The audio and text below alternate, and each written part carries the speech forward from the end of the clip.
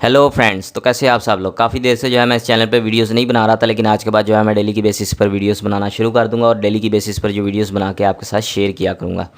तो आज की जो वीडियो है बहुत ही सिंपल है। बिना टाइम वेस्ट किए मैं आपको बताता हूँ कि आपने बाइनेंस पे अकाउंट किस तरह से बनाना है। बहुत ही सिंपल है, बहुत ही ईजी तरीका है बाइनेंस पे अकाउंट बनाने का। तो अब मैं जैसे जैसे बताऊंगा, पूरी वीडियो देखना, स्किप कहीं से भी ना करना, क्योंकि बहुत से लोग हैं जो वो वीडियो को स्किप कर देते हैं और बाद में जो है उनके अकाउंट्स के अंदर प्रॉब्लम आ रही होती है और फिर वो कहते हैं कि हमारा अकाउंट बैन हो गया या कुछ हो रहा है या कुछ हो रहा है। तो भाई आप वीडियो को पूरा देखिए, अगर देखें पहले देखें, आप वीडियो को समझिए, उसके बाद जो है आप अकाउंट बनाएं, ठीक है, ताकि आप वो गलतियाँ ना करें जो लोग अक्सर कर जाते हैं।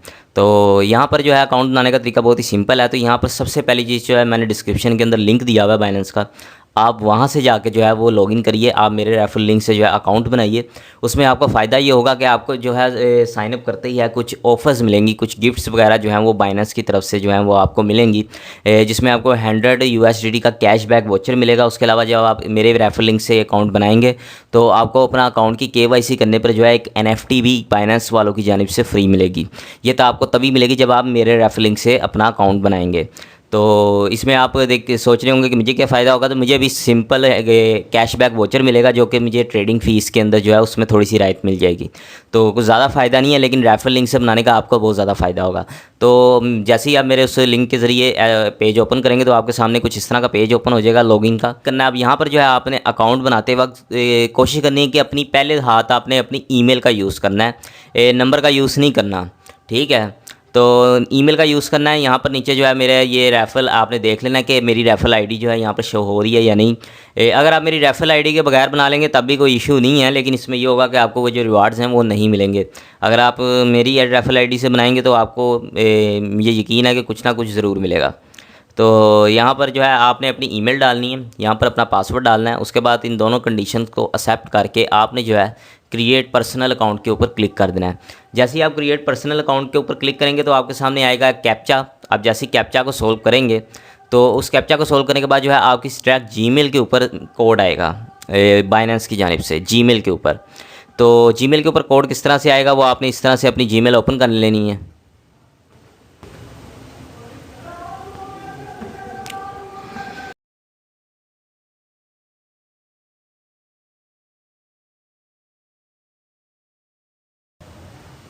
इस तरह से बाइनेंस की जानिब से आपको एक कोड रिसीव होगा 6 डिजिट्स का, ठीक है।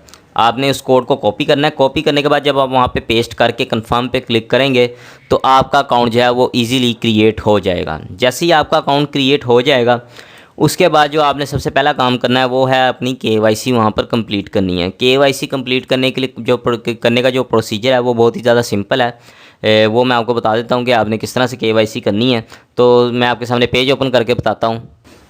तो जैसे ही आपका अकाउंट क्रिएट हो जाएगा, आप वहाँ से पासवर्ड आके यहाँ पे कंफर्म कर देंगे तो आपके सामने जो है इस तरह का पेज ओपन हो जाएगा। अब आपने यहाँ पे जो है सबसे पहला काम जो है वो है अपनी KYC करनी है। अगर आप मोबाइल यूज़ करें तो मोबाइल के फ्रंट पे ही आपको शो हो जाएगा कि आपने जो है अपनी KYC वेरीफाई करें। नहीं तो आप यहाँ पर अगर आप कंप्यूटर के ऊपर हैं तो आपके सामने इस तरह का ये डैशबोर्ड होगा। यहाँ पर आपने ये सिक्योरिटी के ऑप्शन के नीचे ही जो है आइडेंटिफिकेशन का ऑप्शन है, आपने यहाँ पर आ जाना है। यहाँ पर आने के बाद जो है आपने सबसे पहले जो है अपने नेशनल ID कार्ड और अपने नेशनल आईडी कार्ड की फ्रंट एंड बैक फ़ोटो और अपने नेशनल आईडी कार्ड के ऊपर जो जितनी भी जो डिटेल है वो आपने यहाँ पर जो है आपने सबमिट कर देनी है। सबमिट कर देने के बाद जो है ये 2 या 3 दिन लगेंगे। उसके बाद जो है आपकी वेरिफिकेशन जो है वो कंप्लीट हो जाएगी। वेरिफिकेशन के अंदर पहला प्रोसीजर होगा कि आपको वहाँ पर आपको आईडी कार्ड से रिलेटेड जो है वो तमाम इन्फॉर्मेशन सबमिट करनी पड़ेगी। सेकंड पे आपको जो है अपने आईडी कार्ड की फ्रंट एंड बैक फ़ोटो और अपनी सेल्फ़ी अपलोड करनी पड़ेगी आईडी कार्ड के साथ। और आईडी का मेरा ख्याल आप शायद आईडी कार्ड के साथ नहीं, आप सिर्फ सेल्फ़ी मांगते हैं, आप देख लेना। उसके बाद जो 4th नंबर पे है वो है आपको लाइव सेल्फ़ी देनी पड़ेगी। अब लाइव सेल्फ़ी के अंदर जो है आपने बहुत सारे लोग पता क्या करते हैं, लाइव सेल्फ़ी लेते वक्त ना कैमरे को कभी इधर मूव करेंगे कभी उधर मूव करेंगे। आपको स्टिल अपना फेस जो है ना 1 मिनट के लिए उस लाइव सेल्फ़ी के अंदर ना आपने रोक के रखना है। जैसे ही आप उसको रोक के रखेंगे तो उसके बाद वो आपको कहेगा या तो अपनी आंखें ब्लिंक करें या फिर आप जो है अपने फेस को लेफ़्ट या राइट की तरफ जो है वो मूव करें। आपने वैसे ही करना है। तो करते ही आपकी जो है KYC जो है वो सबमिट हो जाएगी। उसके बाद जो है आप इसको 2-3 दिन का जो आपको वेट करना पड़ेगा। उसके बाद जो है आपकी KYC कंप्लीट होने के बाद आप ट्रेडिंग P2P और हर किस्म की जो प्रोडक्ट ऑफ़र है वो इस्तेमाल कर सकते हैं। और सबसे मेन सवाल कि जो ट्रेडिंग है वो आपने किस तरह से करनी है। लेकिन मैं यहाँ पर जो है आपको जो है वो सबसे मेन चीज़ जो है वो बताना चाहूँगा पहले आगे जाने से पहले, कि बाइनेंस के ऊपर जो है आपने ये 3 मिस्टेक्स जो हैं वो बिल्कुल भी नहीं करनी। पहली सबसे जो मिस्टेक है वो लोग अक्सर करते हैं कि बाइनेंस के अंदर जब वो लॉगिन कर रहे होते हैं तो लॉगिन करते वक्त जो है वो जो 2FA वेरिफिकेशन है वो नंबर पे सेट कर देते हैं। आपने नंबर पे सेट नहीं करनी, आपने गूगल ऑथेंटिकेटर का यूज़ कर लेना है, ठीक है। अगर आप नंबर पे भी सेट करते हैं तो आपने जो जब लॉगिन करना है तो लॉगिन ज़रा ध्यान से करना है। वो इस तरह से होता है कि अक्सर आप बाइनेंस से कोड मंगाते हैं 2FA वेरिफिकेशन, तो वो कोड जो है वो आपको रिसीव तो हो जाता है, लेकिन किसी सिग्नल प्रॉब्लम की वजह से आपको जो है वो कोड नहीं आता या थोड़ा सा लेट आता है। तो आप क्या करते हो कि 1 मिनट के अंदर ही 10-12 अटैम्प्ट्स कर देते हो कोड लेने के लिए, ठीक है। अगर आप इस तरह करते हो तो बाइनेंस जो है यही समझेगा कि आपके अकाउंट के अंदर जो है कोई दूसरा लॉगिन करने की कोशिश कर रहा है, या फिर कोई जो है थीफ जो आपके अकाउंट के अंदर लॉगिन करके आपके फ़ंड चुराना चाह रहा है।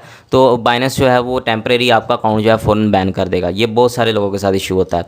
पहली गलती तो आपने ये नहीं करनी, कोड मंगाना है, कोड मंगा के आपने थोड़ा सा वेट करना है, आपको कोड लाजमी ज़रूर रिसीव होगा। ईमेल ओपन कीजिए, अगर ईमेल में इनबॉक्स के अंदर कोड नहीं आया तो नीचे स्पैम फोल्डर में जाके देख लीजिए, आपको कोड लाजमी आ जाएगा। सेकंड मिस्टेक जो करते हैं वो है कि बाइनेंस का जो अकाउंट है वो एक आईपी के ऊपर 2-2 3-3 अकाउंट बना के यूज़ कर रहे होते हैं, और जब बाइनेंस को ये चीज़ पता चलती है तो बाइनेंस उस चीज़ पे भी, बाइनेंस तो क्या कोई भी एक्सचेंज होगा वो आपका अकाउंट इंस्टेंटली बैन कर देगा। इस चीज़ को भी आपने ध्यान में रखना है। और तीसरी जो लोग गलती करते हैं वो है P2P ट्रांजैक्शन। जब यहाँ पर बाइनेंस के ऊपर लोग आके P2P ट्रांजैक्शन करते हैं तो कोशिश करना है कि आपने बड़ी ट्रांजैक्शन करनी है तो उसके लिए आप इजी पैसा या जैज़ कैश का यूज़ ना करें। उसका रीज़न जो है वो काफ़ी लंबा चौड़ा है, मैं आपको वो फिर अलग एक वीडियो बनाऊंगा उसके अंदर डिटेल से बता दूंगा। लेकिन आप इजी पैसा वहाँ पे जैज़ कैश का यूज़ ना करें। अक्सर इजी पैसा जैज़ कैश से ट्रांजैक्शन करते वक्त जो है ऑर्डर कैंसिल हो जाता है, और अगर आप बाइनेंस के ऊपर P2P के अंदर बार बार ऑर्डर कैंसिल करेंगे तो तब भी बाइनेंस जो है आपका अकाउंट टेम्परेरी बैन कर सकता है। तो आपने इस चीज़ से बच के रहना है, ठीक है। बहुत सारे लोग हैं जिनको बाद में जो है उनकी स्पोर्ट्स से बात भी नहीं करनी आती सही तरह से, और वो अपना अकाउंट खुलवा ही नहीं पाते, ओपन ही नहीं कर पाते। लेकिन अगर आपको यहाँ पर किसी भी किस्म की कोई भी मुश्किल हो, या फिर आपको किसी भी किस्म की कोई मुश्किल आ रही हो अकाउंट बनाते हुए KYC के अंदर या फिर फ़ंड ट्रांसफ़र के अंदर, तो आप डायरेक्ट यहाँ पर कमेंट सेक्शन के अंदर नीचे मुझे बता सकते हैं। मैं आपकी जो है जहाँ तक हो सकता है पूरी हेल्प करूँगा आपके अकाउंट क्रिएट करने में, आपके पूरे अकाउंट की वेरिफिकेशन के अंदर। अगर आपको किसी भी किस्म की कोई गाइड, कोई हेल्प की ज़रूरत होगी तो मैं आपको दूंगा, मैं आपके लिए हाजिर हूँ, ठीक है। तो यहाँ पर आपने जब KYC आपकी कंप्लीट हो जाएगी तो आपने यहाँ पर ट्रेड के ऑप्शन पे आना है। ट्रेड के ऑप्शन के आने के बाद जो है यहाँ पर आपने स्पॉट के ऑप्शन के ऊपर आना है। बाइनेंस से ज़्यादा एक चीज़ आप ध्यान में रखिए कि बाइनेंस से ज़्यादा सेफ़ एक्सचेंज आपको कहीं नहीं मिलेगा, और बाइनेंस से ज़्यादा सेफ़ जो यहाँ पर लिस्ट होते हैं कॉइन, उनसे ज़्यादा सेफ़ प्रोजेक्ट भी आपको किसी और एक्सचेंज पे नहीं मिलेंगे। बहुत सारे लोग ये करते हैं कि बाइनेंस से अलहदा होकर किसी और एक्सचेंज के ऊपर चले जाते हैं और वहाँ पर जाके जो ट्रेडिंग स्टार्ट कर देते हैं। उनका ख्याल ये होता है कि शायद अगर हम किसी और एक्सचेंज पे जाके ट्रेडिंग करेंगे तो वहाँ पे जो कॉइन लिस्ट होने वाले हैं, और अगर हम उनको पहले बाय कर लेंगे तो आगे चल के वो बाइनेंस के ऊपर लिस्ट हो जाएंगे। तो भाई ऐसे नहीं होता, कोई भी कॉइन जो है वो स्टार्ट के अंदर किसी छोटे एक्सचेंज के ऊपर और बाद में किसी बड़े सीधा बाइनेंस के ऊपर नहीं आता। जो स्ट्रॉन्ग प्रोजेक्ट होते हैं ना वो स्टार्ट के अंदर ही बाइनेंस के ऊपर आ जाते हैं। तो यहाँ पर बहुत सारे लोग ये सोच रहे होते हैं कि शायद अगर हम किसी और एक्सचेंज के ऊपर जाके जो है वो एक कॉइन को फर्स्ट टाइम बाय कर लेंगे या पहले हाथ बाय कर लेंगे तो थोड़े दिनों तक जो है वो कॉइन जो है आगे चल के बाइनेंस के ऊपर लिस्ट हो जाएगा। तो ये लोग बहुत बड़ी मिस्टेक करते हैं, और इसी मिस्टेक या इसी भूल के अंदर जो है अपना सारा का सारा पैसा डुबा बैठते हैं। देखिए बाइनेंस जिस भी प्रोजेक्ट को लिस्ट करता है ना तो पहले उसकी बहुत ज़्यादा जाँच पड़ताल करता है, उसके बाद ही जो है उस प्रोजेक्ट को जो है वो अपने बाइनेंस के ऊपर लिस्ट करता है। और कोई भी स्ट्रॉन्ग प्रोजेक्ट जो होता है ना वो कभी भी नहीं चाहेगा कि स्टार्ट के अंदर वो छोटे एक्सचेंजेस पे आए उसके बाद बड़े एक्सचेंजेस पे आए। जो स्ट्रॉन्ग प्रोजेक्ट होते हैं वो स्टार्ट के अंदर ही बाइनेंस के ऊपर आ जाते हैं, वो बाद में छोटे एक्सचेंजेस पे लिस्ट होते हैं। तो क्योंकि ऐसी मिस्टेक मैं भी कर चुका हूँ, मैं भी ये थिंक करके कि शायद मैं किसी गेट जैसे गेट या कोई और एक्सचेंज हो गया, मैं उसके ऊपर जाके अगर ट्रेडिंग करूंगा और वहाँ पे जाके कुछ कॉइन्स बाय कर लूँगा जो कि आगे चल के बाइनेंस के ऊपर लिस्ट होंगे, तो ये जो है बहुत बड़ी मेरी भूल थी और मैंने इसके अंदर काफ़ी अपना फ़ंड जो है वो लॉस किया है। मैंने बाइनेंस से बेहतर एक्सचेंज अभी तक फ़िलहाल किसी और को नहीं पाया।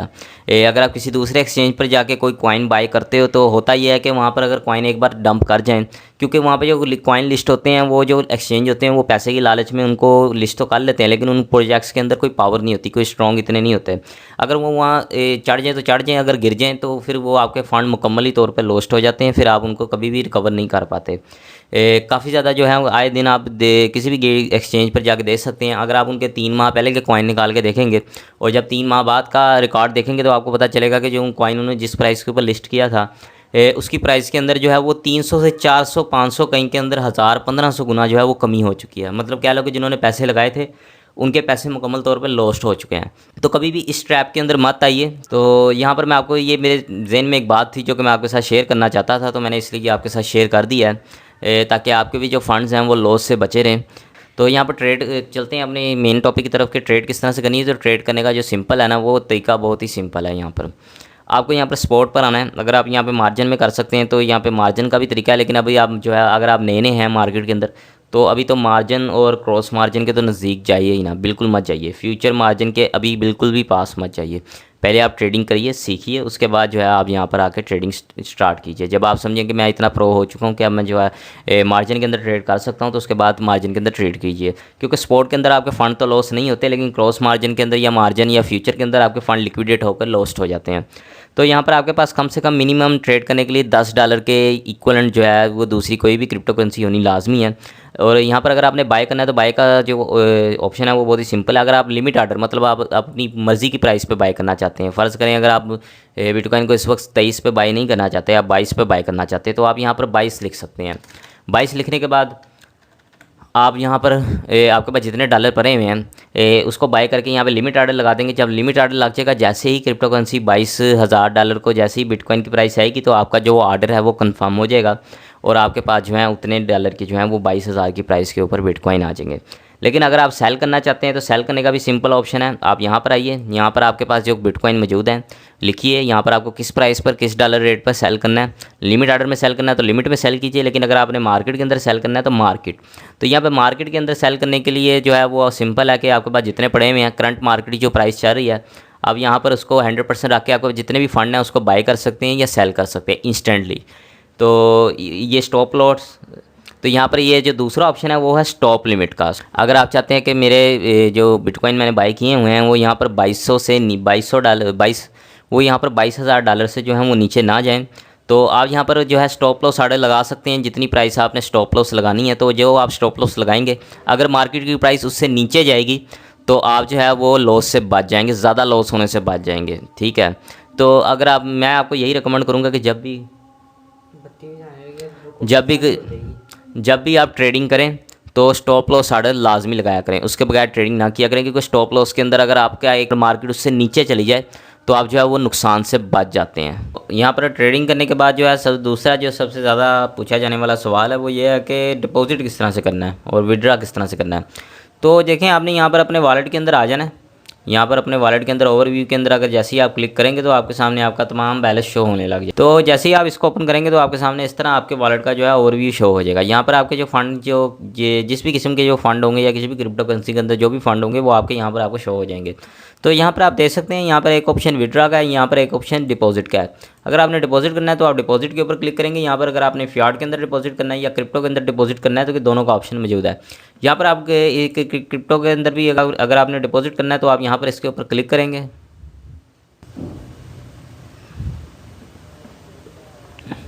क्लिक करने के बाद जो है आपने यहाँ पर जिस कॉइन को आप लिखना है, फ़र्ज़ करें मैं यहाँ पर BNB डिपॉजिट करना चाहता हूँ तो मैं यहाँ पर BNB लिखूँगा। उसके बाद जो आपने यहाँ पर डिपॉजिट करते हुए जो है ये चीज़ बहुत ही ज़्यादा ध्यान में रखनी है। यहाँ पर लोग अक्सर गलती करते हैं और अपने फ़ंड जो है परमानेंटली लॉस कर बैठते हैं। यहाँ पर आपने जो है चेन को लाजमी मद्देनज़र रखना है। आप जिस चेन के ऊपर ट्रांजैक्शन कर रहे हो, जिस चेन के ज़रिए, मतलब अगर आपने अंदर यहाँ पे P2P से बाय करना है तो फिर तो ठीक है, आप डायरेक्ट बाय कर सकते हो। लेकिन अगर आप यहाँ पे क्रिप्टो से डिपॉजिट करने लगे हैं तो यहाँ पर आपने इस चीज़ को ध्यान में रखना है कि आप जो है कि जिस चेन के ऊपर डिपॉजिट कर रहे हो एड्रेस भी उसी चेन का ही आपने यहाँ पर लेके वहाँ पे पेस्ट करना है। ठीक है, तो यहाँ पर अगर आप BNB स्मार्ट चेन से BNB स्मार्ट चेन डिपॉजिट करेंगे तो उसी का एड्रेस यूज़ होगा। ऐसा नहीं होगा कि अगर आप BNB से डायरेक्ट BNB स्मार्ट चेन के ऊपर डिपॉजिट कर दें। इस चीज़ को आपने ध्यान में रखना है, इस चीज़ की आपने गलती नहीं करनी यहाँ पर। तो यहाँ पर अगर आपको यहाँ पे किसी भी किस्म की कोई कन्फ्यूज़न हो तो आप मुझे नीचे कमेंट सेक्शन के अंदर पूछ सकते हैं, तो मैं आपको वहाँ पर मुकम्मल गाइड कर दूँगा। तो आपने अगर कोई भी अब आपने BNB स्मार्ट चेन के ऊपर डिपॉजिट करने हैं तो आप यहाँ से एड्रेस कॉपी करेंगे और जहाँ पे आपने सेंड करने हैं वहाँ पर ये एड्रेस पेस्ट करके आप सेंड कर देंगे। यही सेम प्रोसीजर यहाँ पर अगर देखा जाए तो विड्रा का भी है और विड्रा भी सेम इसी प्रोसीजर से है। तो यहाँ पर आप विड्रा के बटन पर क्लिक करेंगे। विड्रा के बटन पर क्लिक करते ही आप देख सकते हैं कि यहाँ पर फ़र्ज़ करें अगर मैंने यहाँ पर BNB विड्रा लेना है तो मैं यहाँ पर BNB लिखता हूँ। यहाँ पर जो है मैं अपनी चेन सेलेक्ट करूँगा, नेटवर्क। पर इन्होंने जो है वार्निंग दे दी है कि आप जिस नेटवर्क को सिलेक्ट कर रहे हैं इसी नेटवर्क पे जो है आप एड्रेस डाल के विड्रा कीजिए। अगर आप किसी दूसरे एसेट के ऊपर करेंगे तो आप यहाँ पर लॉस कर जाएंगे। आपने इस चीज़ को काफ़ी ध्यान में रखना है, ठीक है। तो यहाँ पर आप देख सकते हैं, यहाँ पर 2 चेन्स हैं। मैंने बाइनेंस स्मार्ट चेन को सिलेक्ट कर लिया है। उसके बाद जो है आपने यहाँ पर बाइनेंस स्मार्ट चेन का एड्रेस डालना है। बाइनेंस स्मार्ट चेन का एड्रेस डालने के बाद आप जहाँ पर भी चाहेंगे आपका डिपॉजिट हो जाएगा। यहाँ पर आपने नीचे ये ध्यान में रखना है कि मिनिमम जो विड्रावल अमाउंट है वो यहाँ पर 0.01 BNB है और यहाँ पर इसकी जो नेटवर्क फीस है वो इतनी लगने वाली है, ठीक है। तो यहाँ पर आप देख सकते हैं कि आपने डिपॉजिट भी किस तरह से करना है, विड्रा भी किस तरह से करना है। उसके अलावा आपको मैंने ट्रेडिंग का तरीकाकार भी बता दिया है और आपने जो है वो अकाउंट किस तरह से बनाना है, उसके बाद KYC किस तरह से करनी है वो भी मैंने आपको बता दिया। अगर इसके अलावा अगर आपको किसी हेल्प की ज़रूरत हो तो मैं आप मुझसे कमेंट सेक्शन के अंदर नीचे पूछिए, मैं आपके हर कमेंट सेक्शन का जवाब दूंगा, आपकी हर किस्म की मदद करूँगा। तो मिलते हैं नेक्स्ट वीडियो में, तब तक के लिए खुदा हाफिज़।